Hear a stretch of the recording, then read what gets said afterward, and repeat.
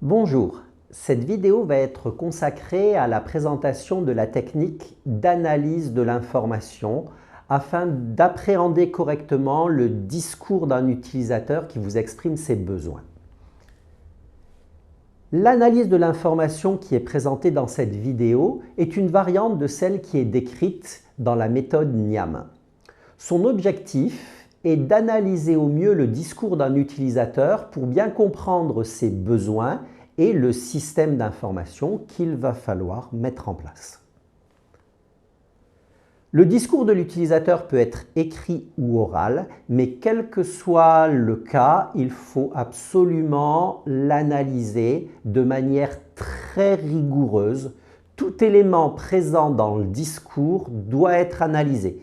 Quitte à ce qu'on dise, cet élément-là parasite un peu le discours, ne nous apprend rien sur le système d'information. Pour autant, au moins vous l'avez analysé, vous vous êtes posé la question de savoir est-ce que c'était utile ou pas. Les éléments que l'on va utiliser dans l'analyse d'un texte sont les suivants, ils sont au nombre de 6. Tout d'abord, il y a l'entité. L'entité est un élément essentiel dans la construction du futur système d'information et ce qu'il faut retenir, c'est qu'une entité se caractérise par un ou plusieurs attributs. Si vous n'avez pas d'attributs, vous n'avez pas d'entité. Ensuite, on va chercher les associations. L'association, généralement, c'est un verbe d'action qui exprime un lien qui existe entre deux ou plusieurs entités. Il est essentiel de toutes les détecter lorsqu'on conçoit un nouveau système d'information, puisque les relations entre les entités sont des éléments essentiels au système d'information. Un attribut caractérise dans la plupart des cas une entité auquel il est relié, et dans certains cas, un attribut peut aussi caractériser une association. Nous verrons qu'il existe des associations qui peuvent être porteuses de données. On cherchera ensuite à trouver les ponts de dénomination. Les ponts de dénomination sont des éléments qui permettent de relier un attribut à l'entité dont il dépend, éventuellement à rattacher une occurrence d'attribut à l'entité dont dépend cette occurrence. L'occurrence d'attribut, c'est tout simplement une valeur que peut prendre un attribut. Il est important de les détecter dans un texte parce que l'utilisateur peut oublier de citer un attribut qui lui paraît évident et à ce moment-là, ça sera à vous qui analysez le discours de se dire « Ah tiens, là j'ai une valeur ou plusieurs valeurs, est-ce que j'ai les attributs dans mon système qui permettent de stocker ces informations-là » Et enfin, le dernier élément qu'on trouvera dans l'analyse d'un discours, ce sont les éléments de contexte. Un élément de contexte, c'est une précision qui est donnée par l'utilisateur, mais qui ne porte pas sur une donnée du système d'information. C'est une explication avec laquelle l'utilisateur vous dit à quoi servira éventuellement une donnée. C'est des éléments qui concernent l'organisation de l'entreprise en général, mais pas forcément directement le système d'information. Quand on fait de l'analyse d'un discours, on s'assure qu'on donne un rôle à tous les éléments du discours. Alors voici un exemple de discours utilisateur. Une personne qui a envie de se gérer une petite base de données pour gérer des informations sur le cinéma, va vous demander un certain travail et va vous dire, voilà, moi les éléments que je veux trouver par la suite dans ma base de données correspondent à ces règles-là. Un film est caractérisé par son numéro d'exploitation qui est unique, son titre et sa durée. Un acteur est caractérisé par son nom, son prénom, sa nationalité, sa date de naissance. Un acteur peut jouer dans de nombreux films. Un acteur qui joue dans un film possède un nom de personnage. La plupart des films sont tournés par un seul réalisateur, mais quelquefois plusieurs. Et vous avez une illustration pour renforcer ce propos. Les frères Jean-Pierre et Luc Dardenne sont des réalisateurs connus. pour tourner leur film ensemble. Donc l'utilisateur, là, insiste sur le fait que des fois, certains films sont crédités à 2 ou voire plus de réalisateurs. Et maintenant, vous avez une illustration du travail d'analyse qu'il faut effectuer. On reprend chaque phrase, on va analyser tous les termes qui composent chaque phrase et on va déterminer quel est leur rôle. Alors, un film, eh bien un film, ça va être une entité. Un film est caractérisé par son numéro d'exploitation qui est unique, son titre, sa durée. Eh bien, numéro d'exploitation, c'est un attribut. Cet attribut-là va prendre plein d'occurrences différentes. Son titre est un attribut aussi. Des titres de films, vous en connaissez plein. Sa durée. La durée, après, il faudra voir en quoi elle est exprimée. Est-ce qu'elle est en minutes, en heures? Mais en tout cas, on a un attribut qui prendra des valeurs. Donc, un film entité est caractérisé par... C'est un pont de dénomination puisque cette expression sert à rattacher des attributs à l'entité dont ils dépendent. Son numéro d'exploitation qui est unique. Qui est unique, vous voyez bien, ça ne me donne pas d'informations nouvelles sur les données à enregistrer dans mon système d'exploitation. Néanmoins, ça m'apporte une précision sur le fait qu'il n'y aura pas deux films qui peuvent avoir le même numéro d'exploitation. Un acteur est caractérisé par son nom, son prénom, sa nationalité, sa date de naissance. Eh bien, un acteur est une entité, est caractérisé par, est un pont de dénomination. Son nom, son prénom, sa nationalité, sa date de naissance sont 4 attributs qui caractérisent l'entité.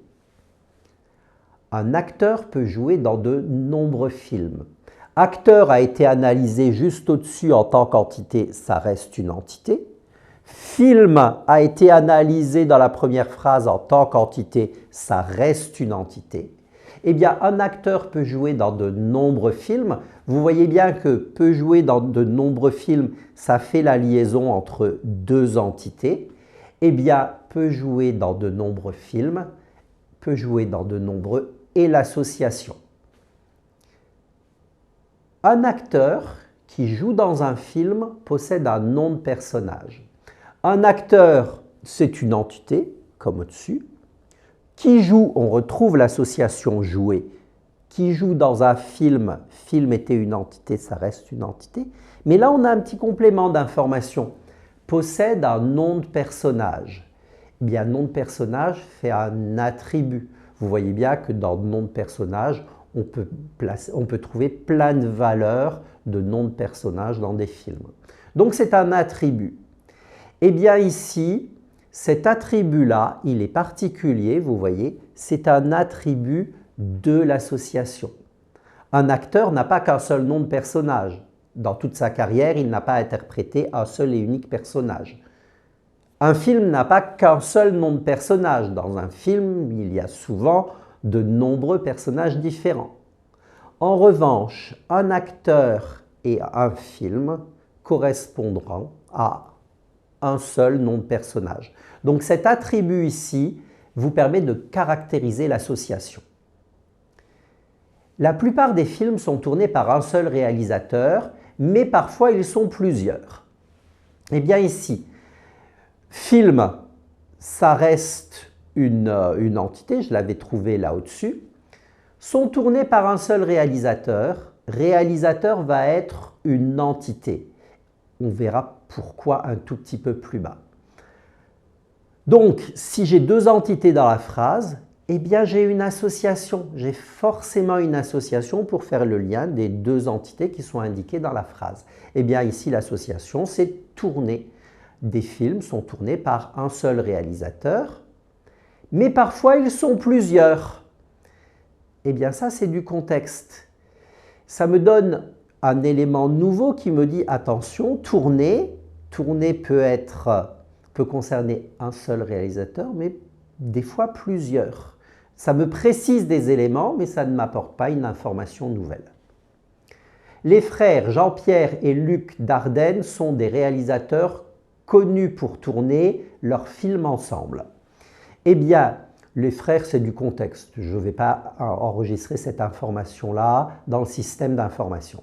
Mais Jean-Pierre et Luc sont deux occurrences. Ce sont deux occurrences de quel attribut? Eh bien, ça sera des occurrences de l'attribut prénom de réalisateur. Dardenne est une occurrence. C'est une occurrence de l'attribut nom de réalisateur. Donc Jean-Pierre et Luc Dardenne sont reliés par le pont de dénomination à l'entité réalisateur. Et maintenant, quand j'analyse la fin de cette phrase, des réalisateurs connus pour tourner leurs films ensemble. Film est une entité, réalisateur est une entité, donc tourner est une association.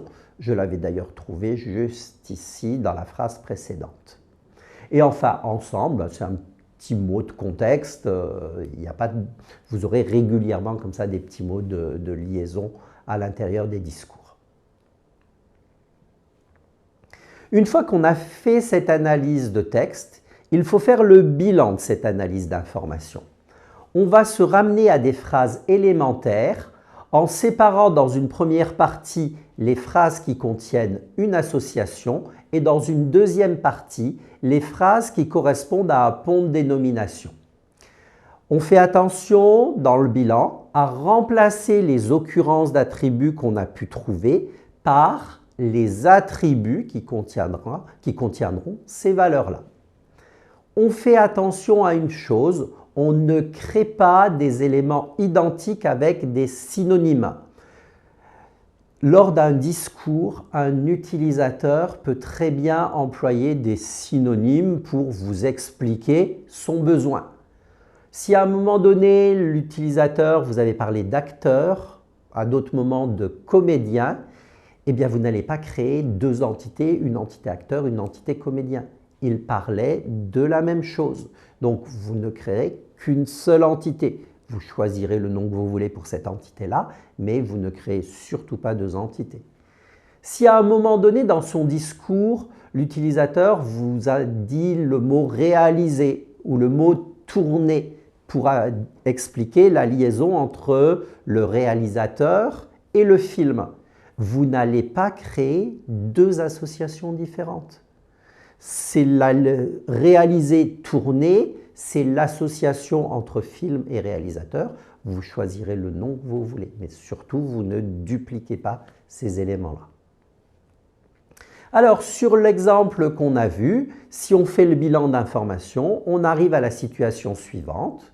Les phrases qui contiennent des associations et qui, plus loin dans la méthode d'analyse, seront nommées règles de gestion, eh bien, ces phrases-là sont les suivantes.